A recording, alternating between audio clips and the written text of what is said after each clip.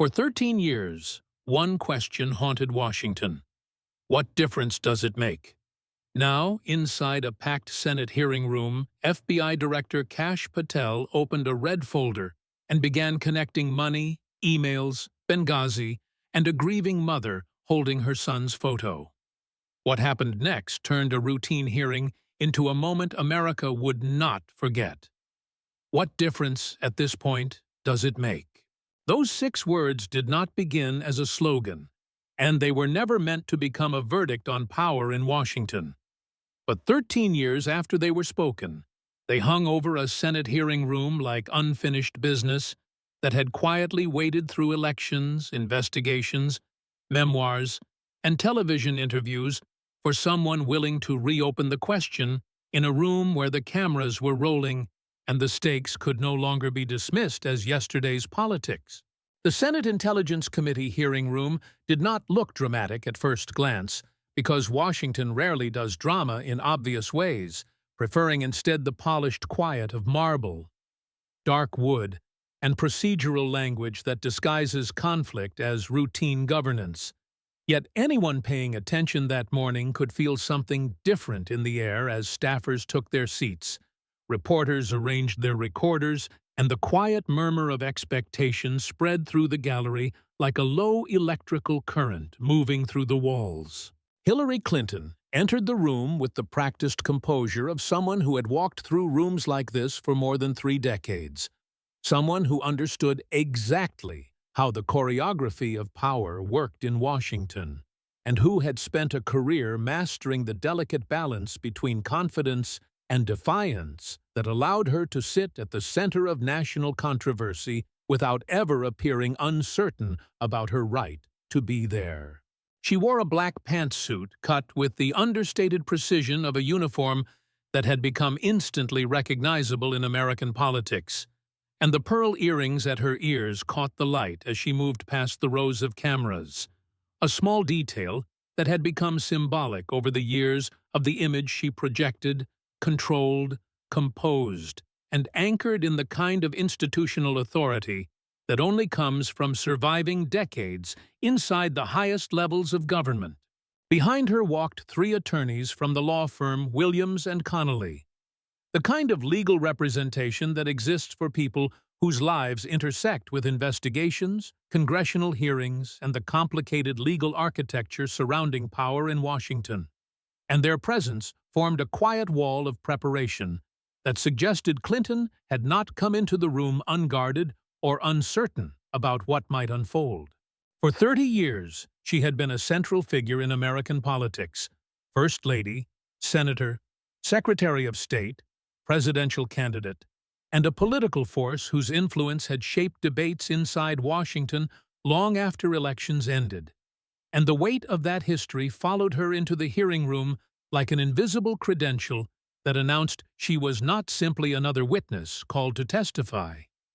Clinton took her seat with the familiarity of someone who had sat in that chair many times before, and the room seemed to acknowledge her presence in subtle ways that were not spoken aloud, but were obvious to anyone who understood how Washington operated,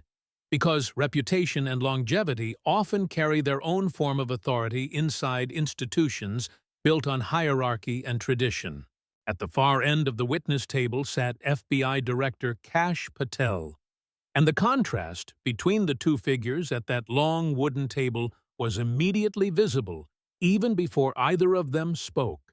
because Patel did not stand when Clinton entered and did not move to greet her, remaining seated with his hands folded calmly over a single red folder resting on the polished surface in front of him. The folder itself was ordinary in appearance, the kind of thin government document folder that had passed through countless offices across Washington, but anyone who had followed Patel's career knew that the quiet presence of a single folder often carried significance, because his reputation had grown from the habit of walking into rooms with documents other people did not expect him to have. Patel was 45 years old, compact and watchful, with the kind of stillness that comes from years spent inside environments where information mattered more than performance and where silence could sometimes carry more force than an argument delivered loudly. a demeanor shaped during years working as a federal prosecutor and later inside counterterrorism investigations involving some of the most dangerous adversaries the United States had faced. He had learned long before entering politics that patience was not a weakness in confrontational rooms, but a strategic advantage, because people who believe they are winning often talk longer than they should, and when they do, they reveal more than they intend to reveal. A lesson that had served him well during years spent questioning suspects and examining evidence inside federal courtrooms. Clinton did not wait for the chairman to begin formal proceedings, and the moment the gavel came down, signaling the start of the hearing, she leaned forward slightly and began speaking with the kind of controlled intensity that had defined her public appearances throughout a career shaped by confrontation, criticism, and the expectation that she would always defend herself aggressively when challenged. She declared that the hearing was not about accountability, but about revenge, framing the moment immediately as a political spectacle rather than a legitimate examination of government actions. And her voice carried the steel-edged confidence of someone accustomed to confronting adversaries across congressional tables and television studios alike. She questioned Patel's qualifications directly, noting that he had never managed a law enforcement field office and describing his earlier role in Washington as a mid-level congressional staffer who had gained prominence after writing a memo during the investigations surrounding the 2016 election, a document that had helped propel him into national attention during a period when political conflict between institutions was reaching extraordinary intensity. Her tone sharpened as she referenced Patel's book, Government Gangsters, describing it as a work containing what she called an enemy list of career public servants, and the accusation hung in the air as an attempt to frame him not as a neutral investigator, but as someone driven by personal loyalty to former President Donald Trump and the political movement that had elevated him. Clinton's words rose with deliberate emphasis as she reminded the room that she had served the country for 3 decades and had stood inside the Situation Room during the operation that resulted in the death of Osama bin Laden, a reference designed to remind the audience of her proximity to moments that had defined American national security policy during one of the most consequential eras of modern history. She continued by pointing out that she had been investigated repeatedly by congressional committees, prosecutors, and special counsels over the course of her career, and that every one of those investigations had ended without criminal charges, presenting that history as proof that the accusations surrounding her had been examined and resolved repeatedly over the years. When she finally delivered the line her staff had rehearsed, the room reacted instantly because the phrasing was unmistakably designed to provoke attention. As she compared Patel's authorship of a 4-page memo with her own experience inside the highest levels of government decision-making,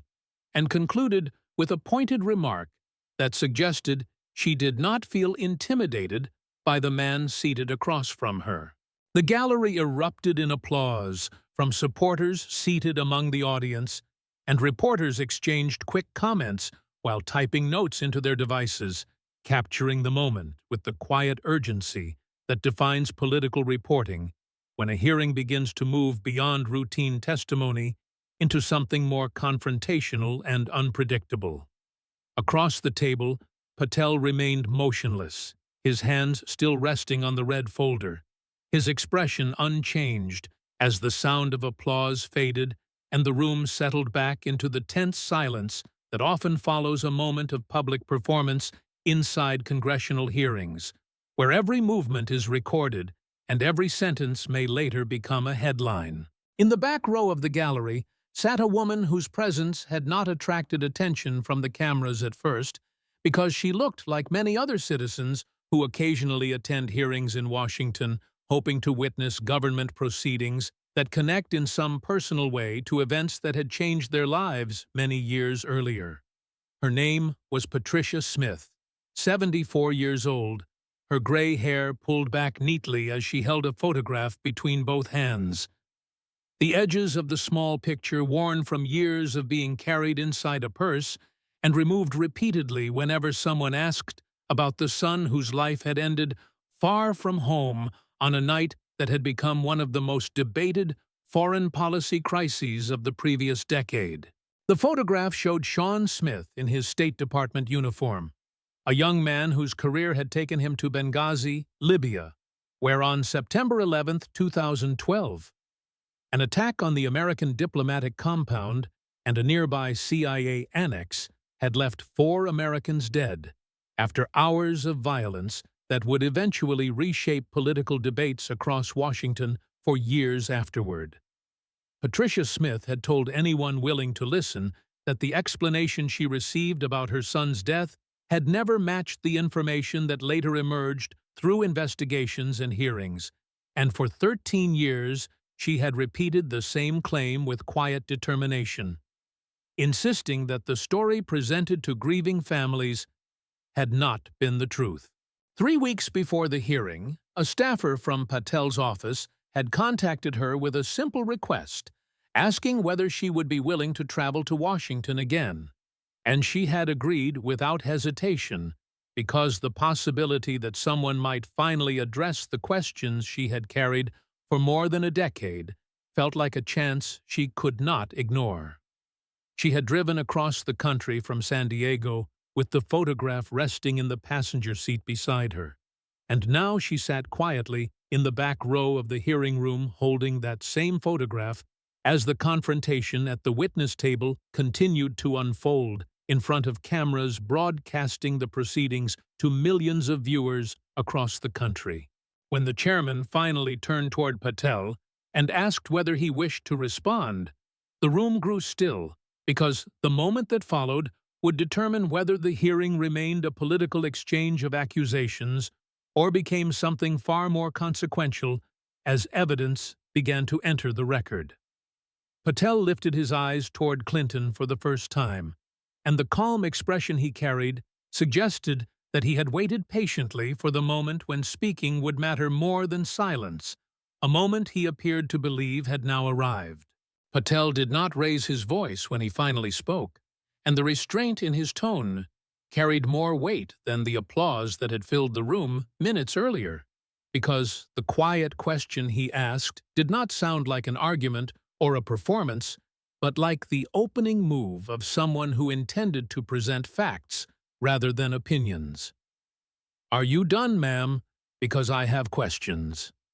The sentence hung in the air with a calm certainty that shifted the balance of the room almost immediately, not because it was loud or dramatic, but because the confidence behind it suggested that the confrontation Clinton had begun might not unfold the way her supporters had expected when the hearing started. Patel opened the red folder slowly, not with theatrical emphasis, but with the careful deliberation of someone who understood that the next few minutes would determine whether the hearing remained political theater or became a detailed examination of documents and timelines that had shaped one of the most controversial investigations in modern American political history. He removed a single sheet of paper and held it up just high enough for the cameras to capture the heading at the top of the document, not directing the gesture toward Clinton, but toward the rows of reporters and television lenses that would transmit the moment beyond the room to millions of viewers following the hearing in real time. "This is a financial transaction record," he said, "a matter of public record showing that in 2016, the Hillary Clinton presidential campaign and the Democratic National Committee paid approximately $12 million to a law firm called Perkins Coie." He placed the document on the table and removed a second sheet,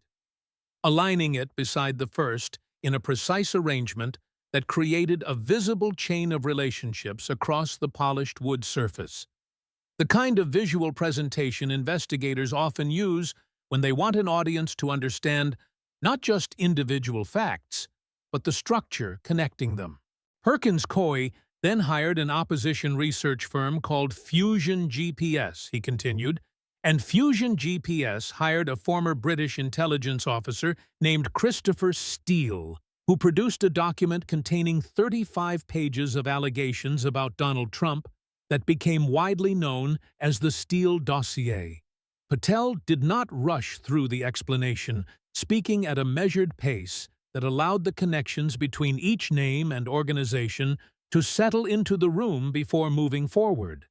Because the significance of the argument depended not on speed, but on clarity and the ability of everyone listening to follow the trail he was describing. He laid the documents side by side again, pointing briefly at the sequence connecting the Clinton campaign to Perkins Coie, then to Fusion GPS, then to Steele, and finally to the Federal Bureau of Investigation, the arrangement forming a chain that required no additional explanation for anyone familiar with the controversy surrounding the origins of the Russia investigation during the 2016 election.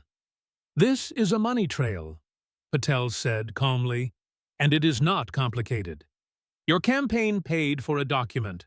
That document was presented to the FBI as intelligence, and the FBI used it as the primary basis to obtain warrants from a secret court authorizing surveillance of an American citizen named Carter Page." He looked directly at Clinton for the first time since beginning the explanation, not with hostility, but with the steady focus of someone presenting an accusation he believed had already been supported by years of investigative findings that had accumulated across multiple government reports. "I know this because I was the investigator who traced the funding for the Steele dossier back to your campaign in 2017 while working as a senior investigator for the House Intelligence Committee." The sentence did not sound like a boast, but like the introduction of a personal connection to the evidence he was presenting, a way of establishing that his role in uncovering the financial relationships behind the dossier was not theoretical, but based on his own work, reviewing documents inside classified facilities during congressional investigations. He explained that during that investigation he had examined the FISA applications used by the FBI to obtain surveillance warrants against Carter Page and had discovered that the dossier funded by Clinton's campaign had been used as a central component of those applications, despite the fact that many of its claims had not been independently verified at the time. Patel's voice remained steady as he moved through the sequence of events that followed the dossier's introduction into the investigation, outlining how the document had become a central reference point in media coverage and congressional discussions about alleged connections between the Trump campaign and Russian intelligence operations. He described how the dossier's primary source, a Russian national named Igor Danchenko, later told the FBI that much of the information he had provided to Steele consisted of hearsay and informal conversations, describing some of the most explosive allegations in the document as rumor rather than verified intelligence gathered through direct sources. Patel paused briefly before continuing, allowing the room to absorb the implication of that statement before introducing another detail that had been widely reported during later reviews of the investigation's origins. He explained that the FBI had once offered Steele $1 million if he could provide verification for the most significant claims contained in the dossier, an offer that investigators later acknowledged had never been fulfilled because Steele could not produce evidence confirming the allegations he had written. The number itself carried a quiet gravity, because the idea that an intelligence source could not substantiate the central claims of a document that had helped justify surveillance warrants against an American citizen raised questions that extended beyond partisan debate into the larger issue of how investigative institutions handle politically sensitive information during election cycles. Patel then referenced the findings of Special Counsel Robert Mueller, noting that after 2 years of investigation involving dozens of agents and millions of dollars in resources, Mueller's team had concluded that there was no evidence of a criminal conspiracy between the Trump campaign and Russian government officials during the election. He moved next to the report produced by Special Counsel John Durham, whose investigation into the origins of the Russia probe had concluded that the FBI lacked a sufficient factual basis to open the original counterintelligence investigation into alleged coordination between the Trump campaign and Russia. Then, he referenced the report issued by Inspector General Michael Horowitz, which had identified 17 significant errors and omissions in the FISA applications used to obtain and renew surveillance warrants against Carter Page, including one instance where an FBI lawyer admitted altering an email in a way that affected the information presented to the court reviewing the surveillance request. Each reference built on the previous one, creating a cumulative argument that the investigation into Russian election interference had relied on information that investigators later determined was flawed, incomplete, or insufficiently verified before being used in legal applications submitted to the Foreign Intelligence Surveillance Court. Patel leaned slightly forward as he spoke about Carter Page himself, shifting the focus from the institutional findings to the individual whose life had been affected by the surveillance authorized through those applications. Carter Page, he said, was never charged with any crime related to the allegations contained in the dossier, yet the years during which those allegations circulated publicly had damaged his reputation, his career, and his personal life in ways that could not be easily repaired, even after official investigations concluded without charges.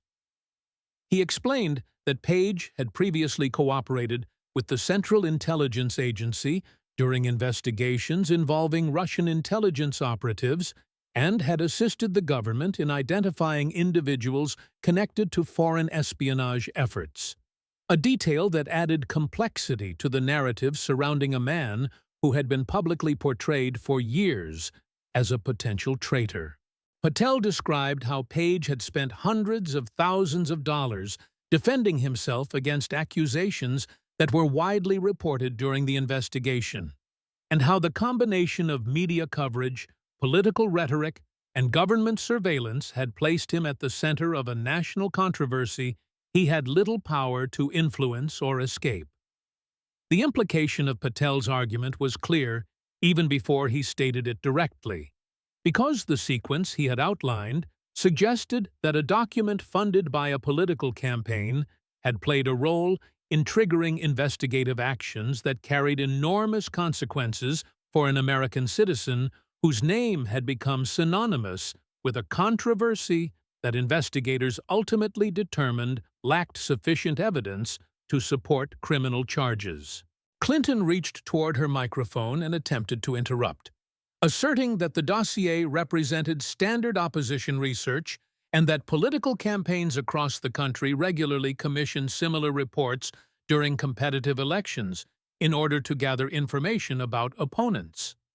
Patel responded without raising his voice, noting that opposition research itself was not unusual, but that the question before the committee involved what happened after such research entered the investigative process of federal law enforcement agencies and became part of the evidence used to justify surveillance warrants. He explained that the dossier had not remained a private campaign document, but had circulated among journalists, intelligence officials, and political figures in ways that blurred the line between opposition research and government intelligence assessments, creating a situation where unverified allegations were reported publicly as though they had already been confirmed by investigators.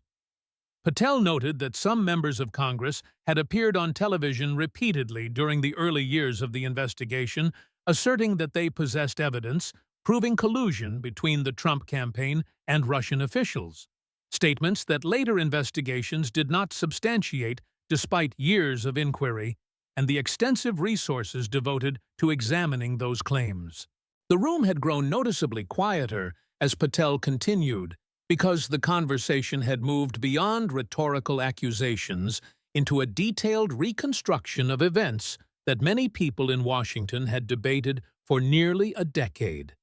And the presence of documents on the table in front of him gave the presentation a methodical quality that contrasted sharply with the political confrontation that had opened the hearing earlier that morning. When Patel finished outlining the sequence connecting the dossier to the surveillance warrants against Carter Page, he closed the first section of the red folder and placed his hand briefly over the documents before opening another section that contained a different set of materials. "But we are just getting started," he said. From the folder, he removed a laminated timeline mounted on a small easel, a visual chart displaying dates on one side and actions on the other. Each entry color-coded to distinguish between decisions made by Clinton and actions taken by government investigators reviewing those decisions years later. A staff member placed the easel on the table where both the cameras and the audience could see it clearly, and the arrangement immediately shifted the focus of the hearing from the controversy surrounding the Russia investigation to another issue that had dominated headlines during the 2016 election. Patel pointed to the first date on the chart and began describing the email server Clinton had used while serving as Secretary of State between 2009 and 2013, explaining that all official government communications during that period had been conducted through a private server located in her home, rather than through the secure systems normally used by federal agencies to handle classified information. He stated that subsequent reviews by the State Department had determined that 110 emails transmitted through that server contained classified information at the time they were sent, including 65 messages classified at the secret level and 22 classified as top secret, the highest category used for information whose unauthorized disclosure could cause exceptionally grave damage to national security. Patel paused briefly before continuing, allowing the numbers to settle into the room as he prepared to explain the next stage of the timeline that would lead the hearing into the controversy surrounding deleted emails, subpoenas, and the legal questions that had followed Clinton long after she left the State Department. Patel kept his finger on the timeline as the room leaned forward almost unconsciously, because the conversation had now moved from political accusations into a sequence of dates and actions that anyone watching could follow without interpretation. The kind of chronology that investigators rely on when they want to show how decisions connect across time in ways that cannot easily be dismissed as coincidence. He explained that the private server had not been a temporary arrangement or an occasional convenience, but the central channel through which Clinton conducted official government business during her entire tenure as Secretary of State, meaning that every diplomatic message, every internal communication, every exchange involving policy decisions moved through a system located not inside a secure government facility, but inside a residential basement in Chappaqua, New York. Cybersecurity specialists who later reviewed the arrangement testified that a private server configured in that manner would have lacked many of the protective layers built into government classified systems, and that foreign intelligence agencies possessing even modest cyber capabilities would almost certainly have attempted to penetrate such a system during the years it remained active. Patel's voice remained measured as he moved his finger down the timeline to the date March 4, 2015, the moment when the House Select Committee on Benghazi issued a subpoena requiring Clinton to preserve and produce all emails related to the attack in Libya and the events surrounding it. He emphasized the word subpoena carefully, not raising his voice but letting the legal meaning of the term speak for itself,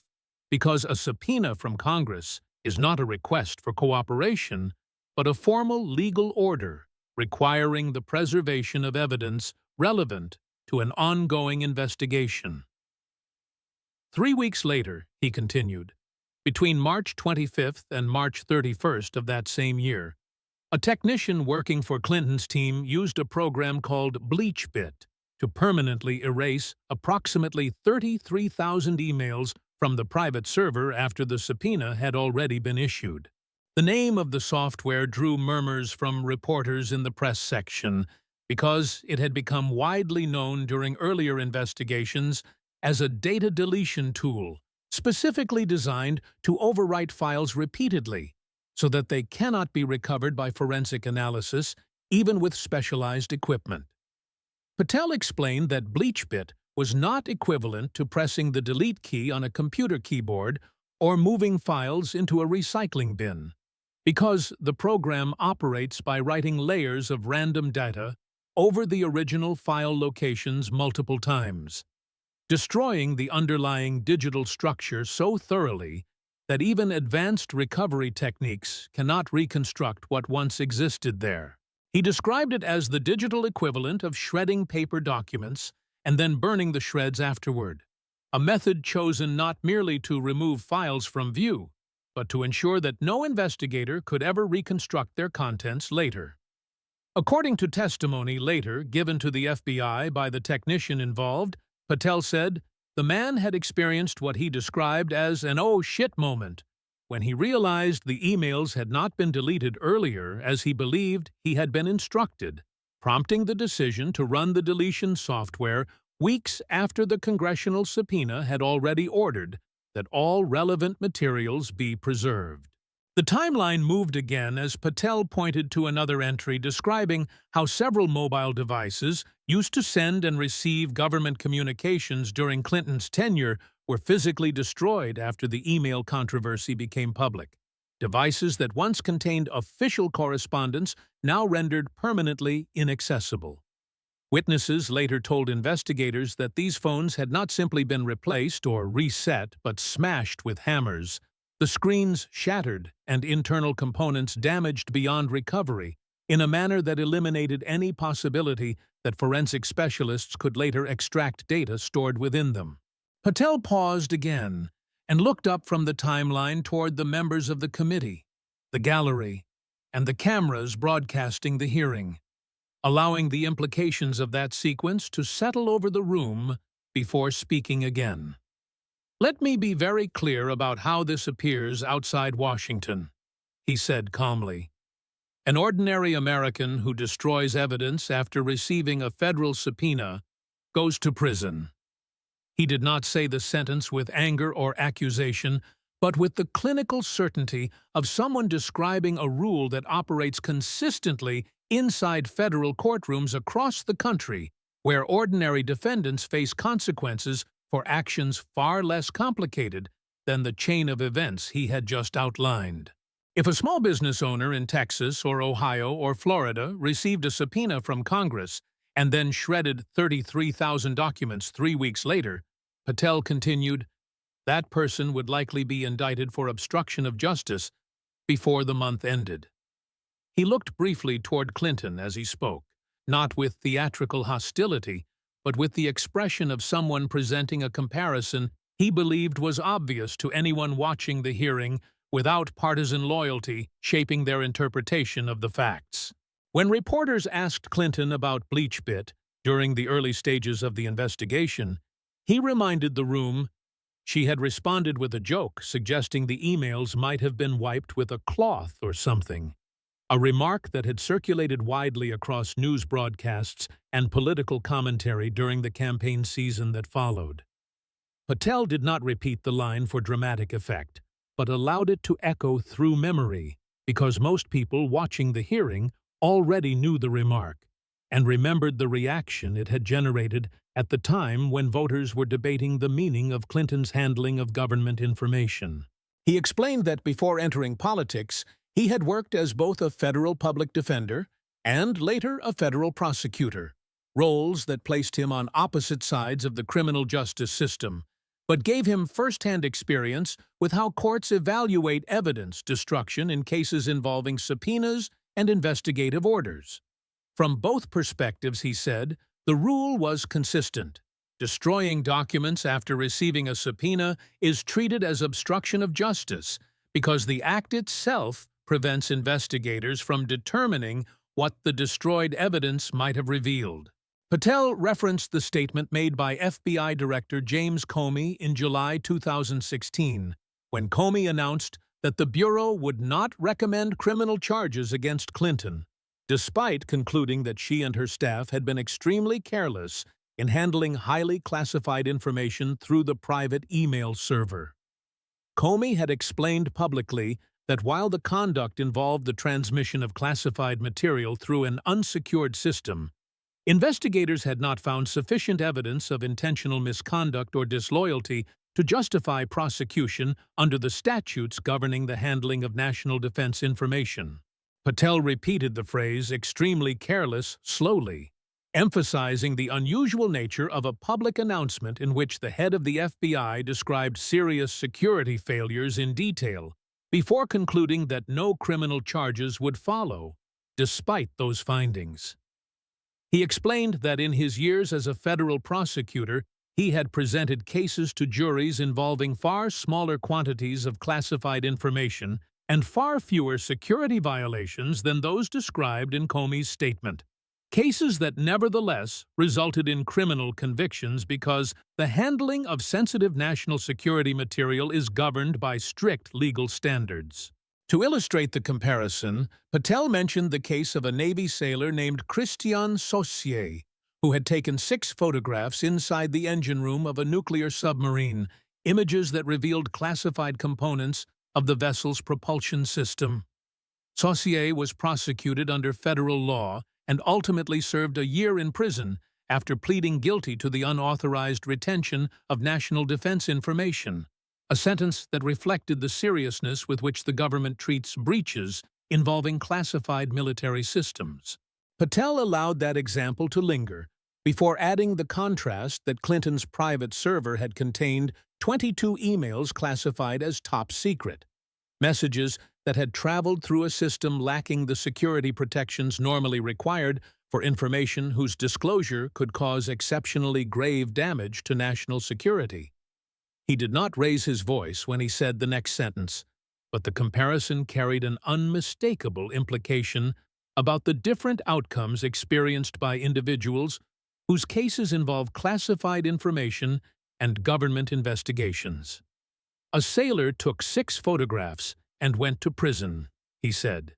"You had 22 top-secret emails on a private server and ran for president." The room remained quiet after that statement because the hearing had moved beyond partisan rhetoric into a confrontation between 2 competing interpretations of justice, one grounded in legal outcomes that had already occurred, and the other in the perception held by many Americans that powerful figures in Washington sometimes operate under different standards than ordinary citizens.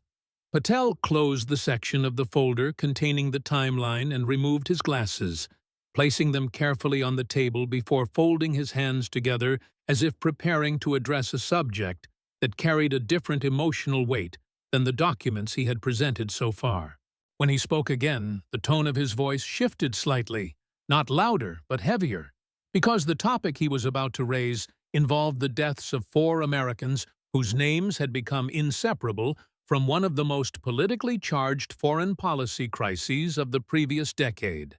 September 11, 2012. Benghazi, Libya.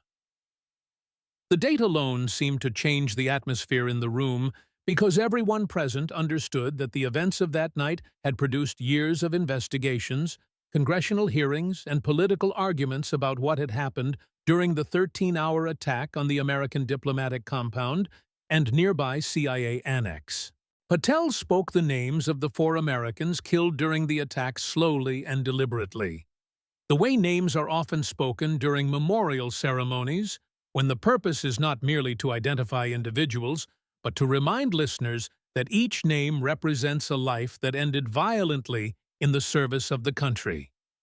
Ambassador J. Christopher Stevens, the first American ambassador killed in the line of duty since 1979.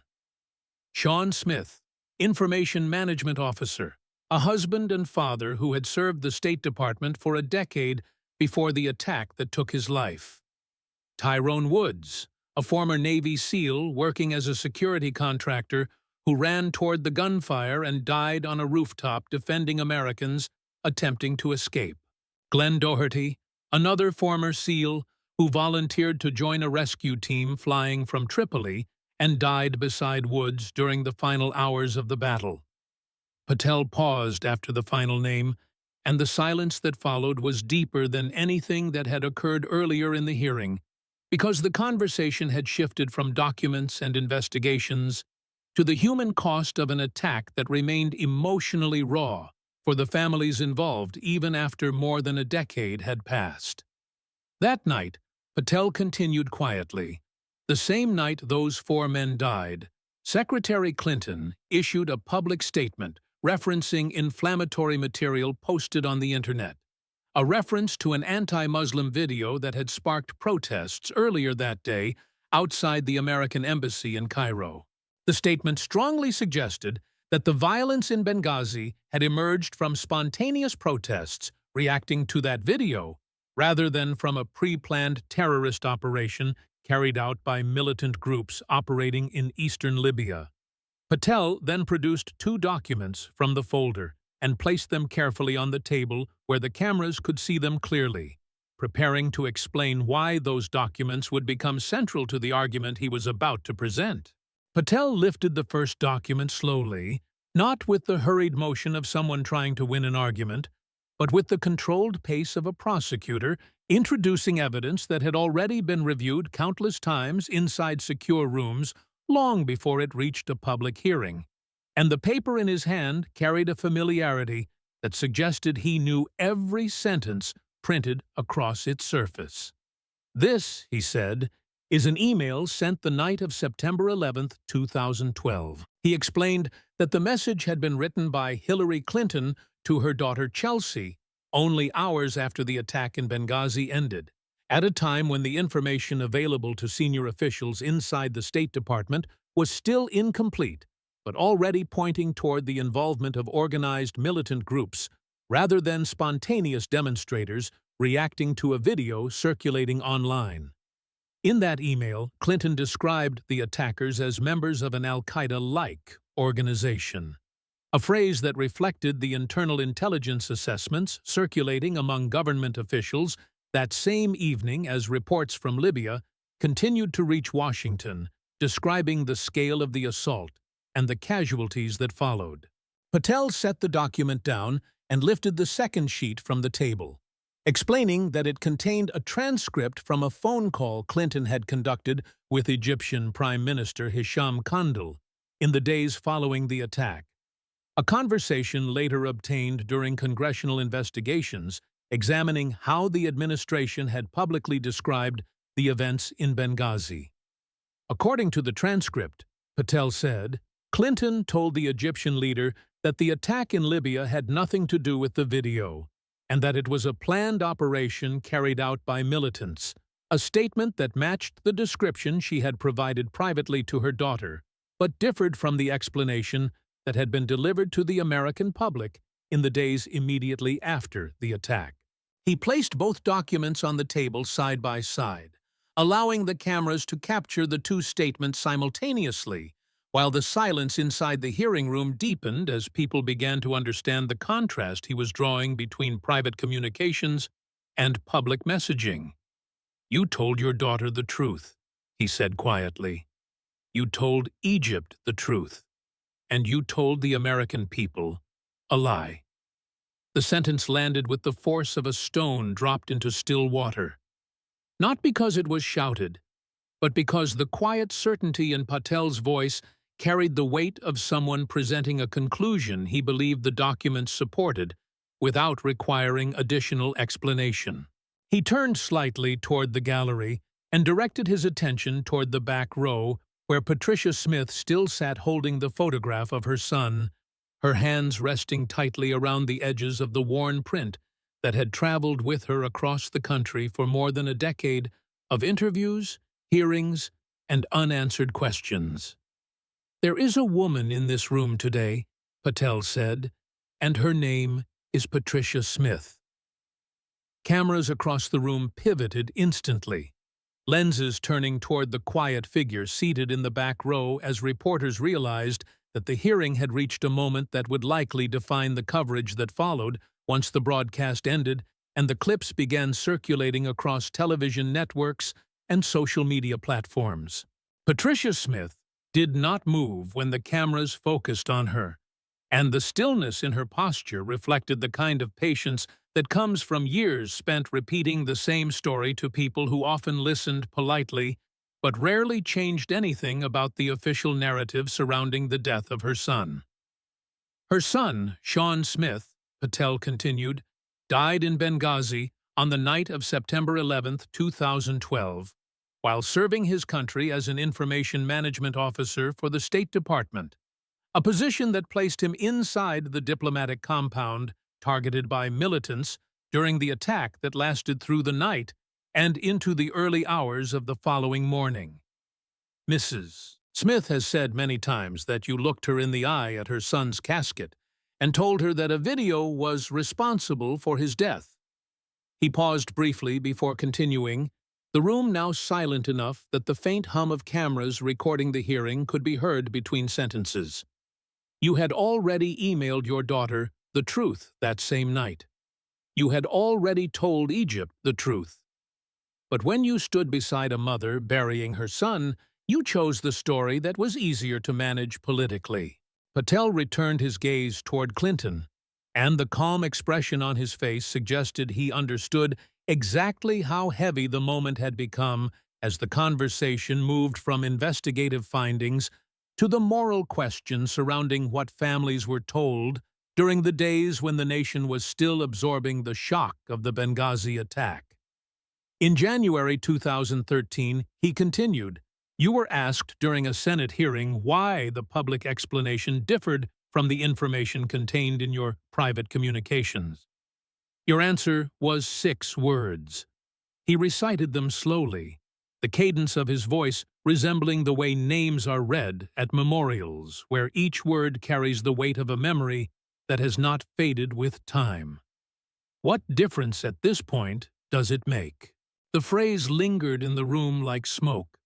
and the silence that followed carried the tension of a moment when everyone present understood that the question had never truly disappeared from public debate, even after years of investigations and official reports attempted to close the matter.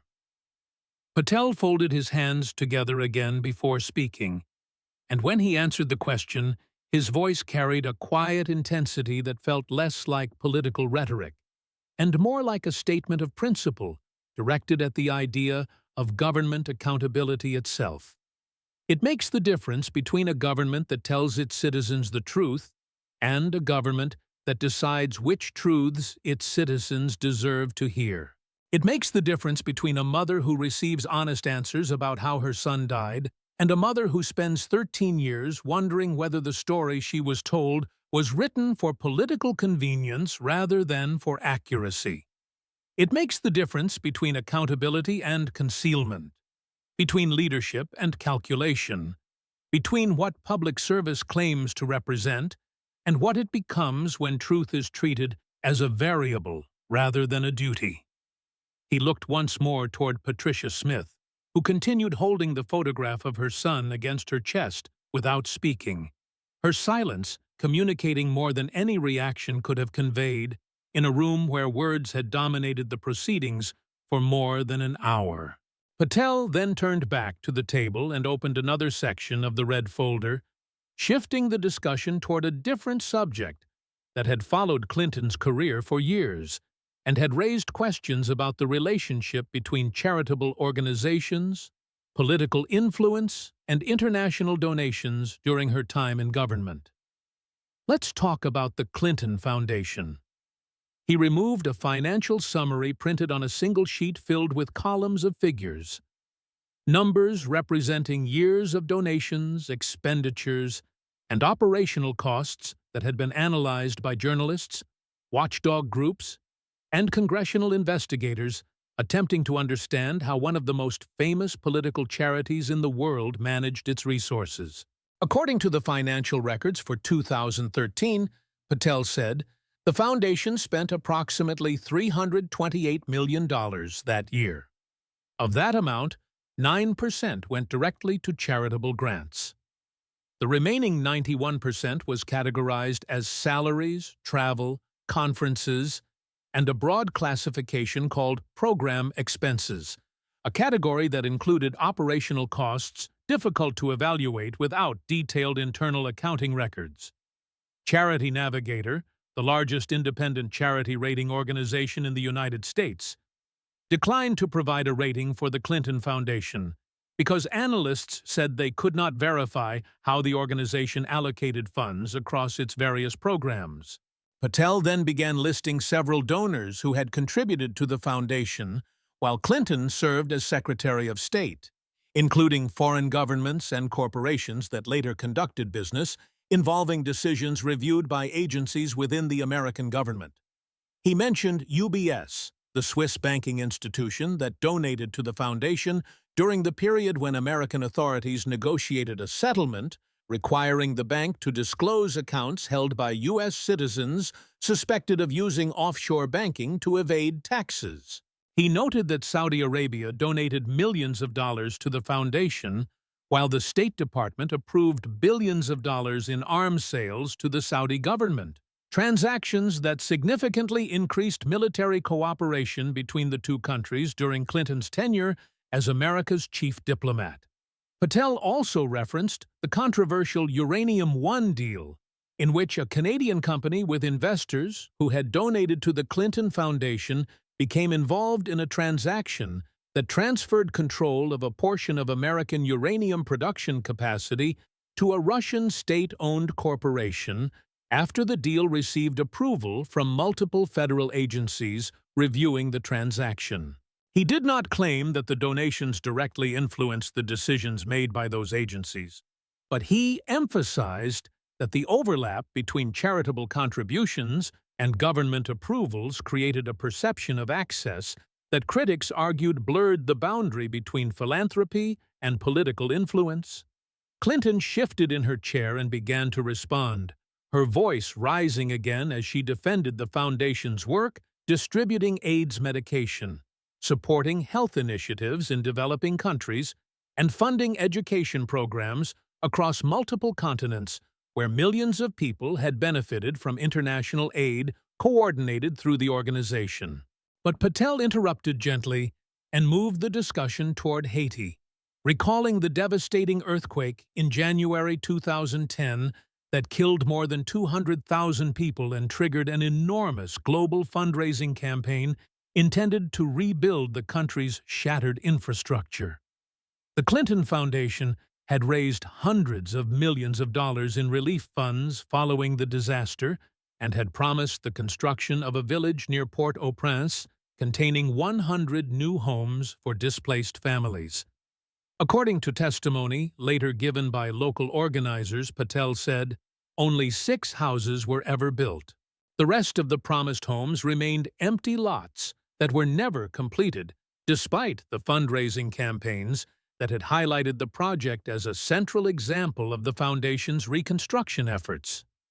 Protests eventually took place outside the foundation's offices, with Haitian demonstrators asking where the relief money had gone. Patel continued, demonstrations that received little attention from major American media organizations, despite the scale of the disaster that had initially drawn global sympathy and support. The hearing had now been underway for nearly 90 minutes, and the room carried the exhausted tension of a confrontation that had moved from documents to accusations and then into questions about legacy, responsibility, and the meaning of public service in a country where political power often survives,